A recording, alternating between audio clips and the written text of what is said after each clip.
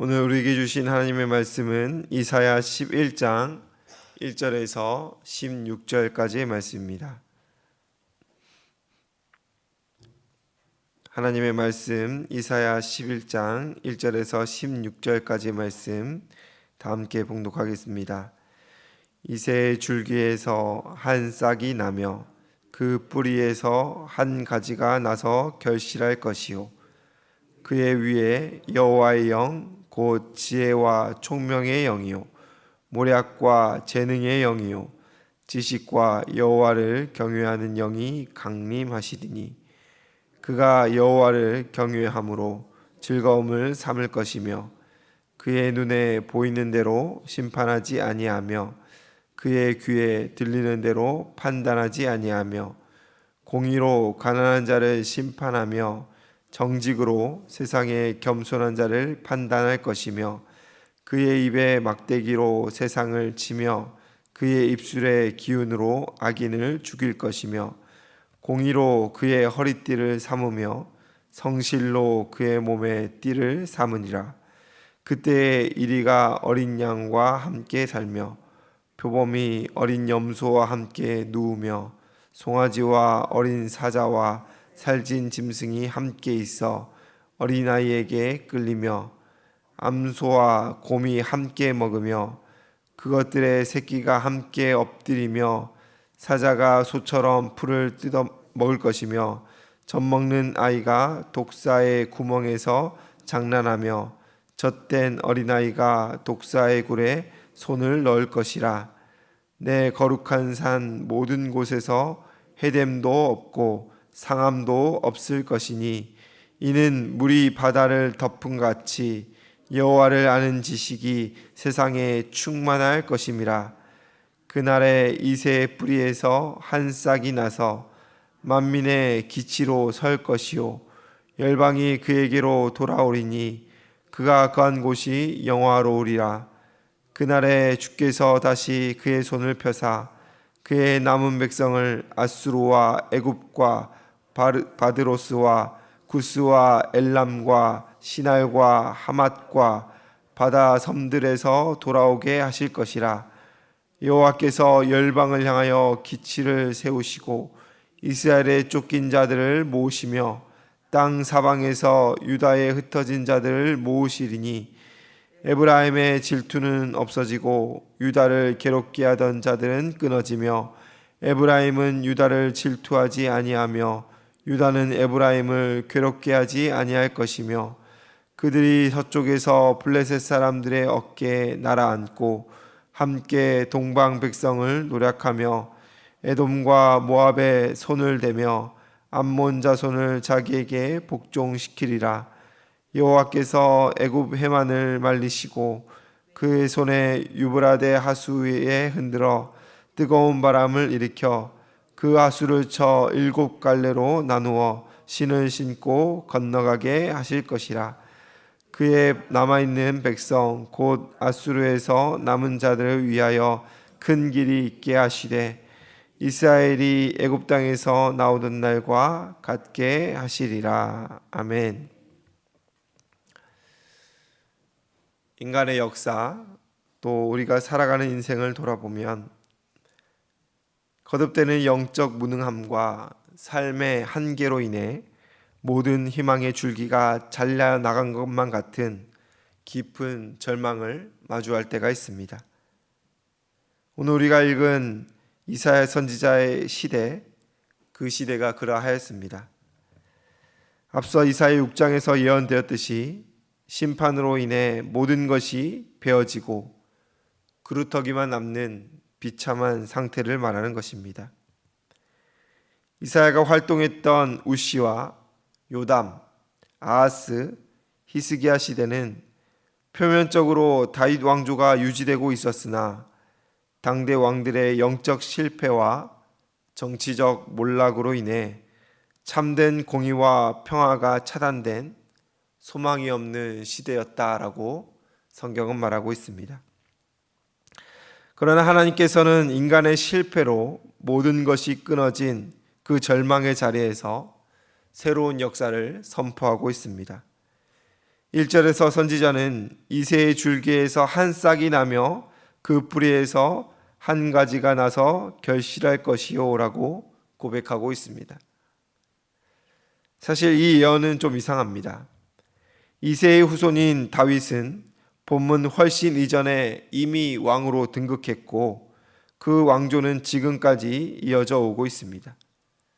그런데 선지자의 입술로 또 이새의 줄기에서 시작될 왕조를 예언한 것은 순서상 모순되어 보인다라는 것입니다.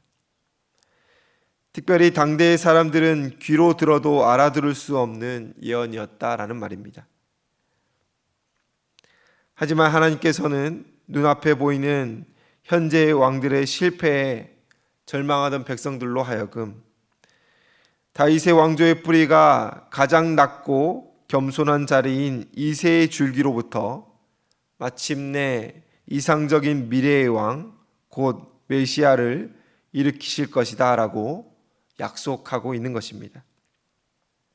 궁극적으로 1절이 말하는 이새의 줄기에서 나오는 한 싹과 한 가지는 다윗 언약을 통하여 일찍이 약속하신 예수 그리스도를 의미하고 있습니다.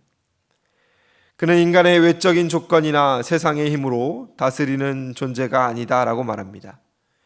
2절에 기록된 바와 같이 그분 외에는 지혜와 총명의 영이요 모략과 재능의 영이요 지식과 여호와를 경외하는 영, 곧 하나님의 성령이 충만히 강림하여 임재하시는 분입니다. 눈에 보이는 대로 판단하지 않고 귀에 들리는 대로 심판하지 않으시며 오직 여호와를 경외함으로 정직하고 가난한 자들을 공의로 판단하십니다. 외적 강제나 무력이 아닌 성령의 권능과 지혜로 온 세상을 바르게 통치할 메시아를 말하고 있습니다.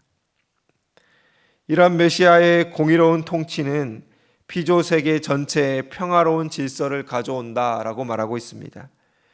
6절부터 8절까지 묘사되는 풍경은 참으로 놀라운 이야기입니다. 이리와 어린 양이 함께 살고 표범이 어린 염소와 함께 누우며 사자가 풀소처럼 풀을 뜯어먹습니다. 심지어 어린아이가 독사의 굴에 손을 넣어도 아무런 해를 입지 않는다라는 것입니다. 이는 단순히 동물과 인간의 생태적인 행동이 변했다라는 의미를 넘어 인간의 죄로 인하여 파괴되었던 창조 질서 전체가 회복되는 모습을 묘사하고 있습니다.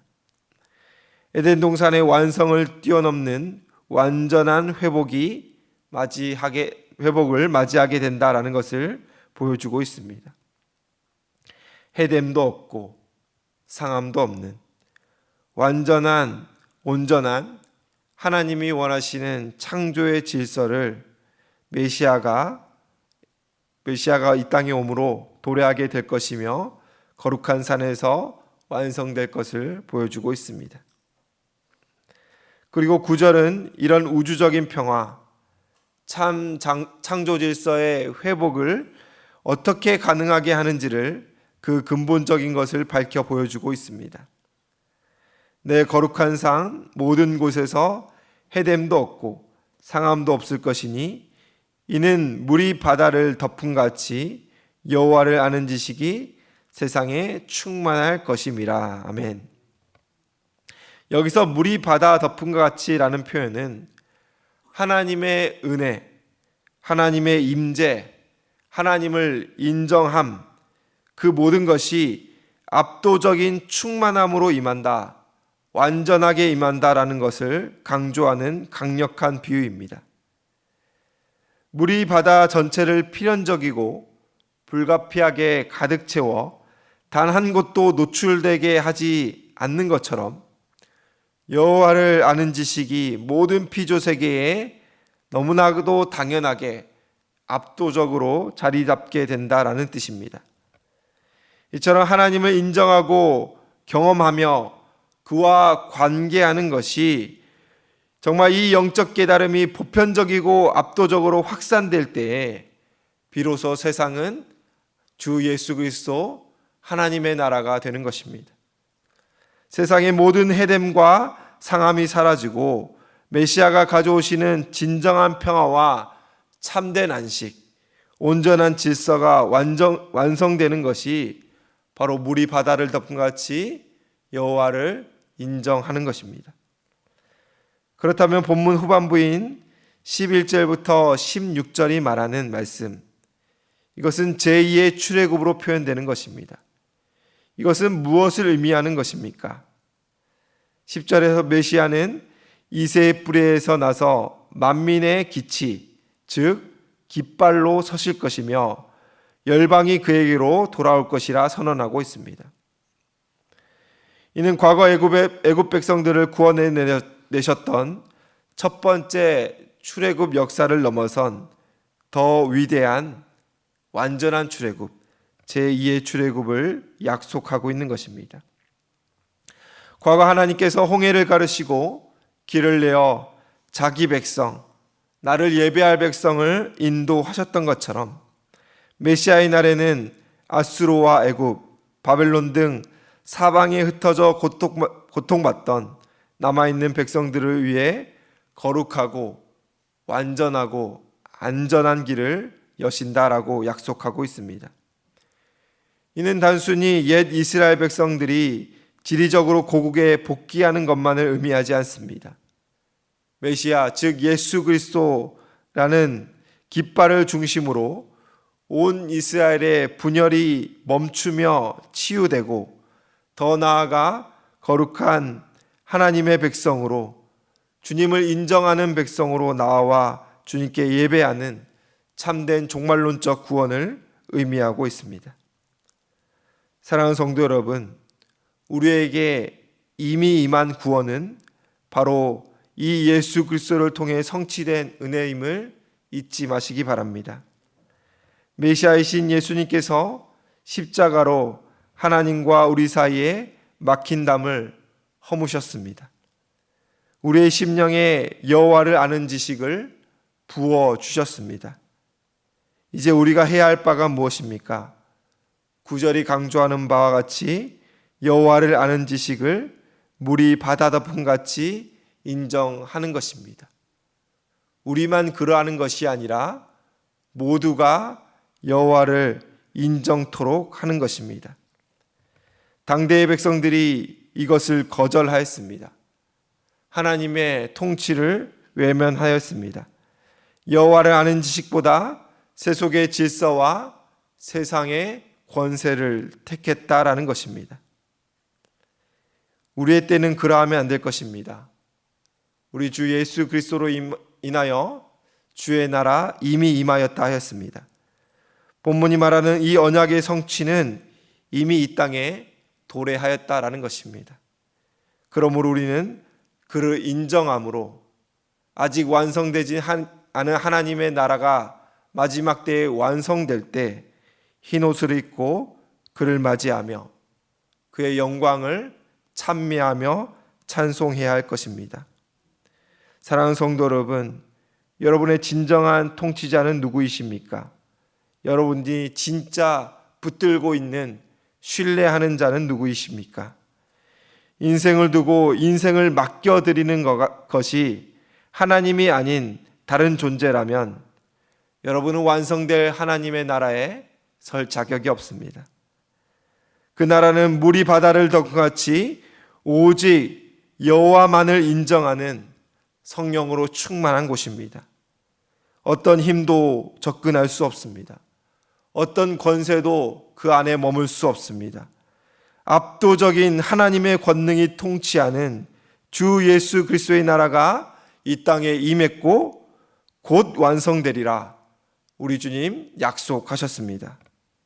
우린 비록 이 땅에 발을 붙이며 살고 있으나 우리의 시민권이 완성될 하나님의 나라에 있음을 잊지 마시길 소원합니다. 하나님을 신뢰함으로, 예수 그리스도를 믿음으로, 성령님을 의지함으로 그 나라 백성다운 저와 여러분 되시기를 주님의 이름으로 축원을 드립니다. 기도하겠습니다. 사랑과 은혜가 풍성하신 하나님 아버지, 오늘 이사야의 입술을 통하여 우리에게 약속하신 메시아의 나라, 이리와 사자와가 사납게 울지 않고 어린아이가 독사와 함께 뒹굴며 참 평안과 안식을 주는 그 나라를 우리는 소원합니다. 그 나라 이 땅에 이미 임한 줄로 압니다. 주님을 신뢰함으로, 주님을 의지함으로, 성령님과 동행함으로 그 나라를 누리는 저희 모두 될 수 있도록 도와주시옵소서.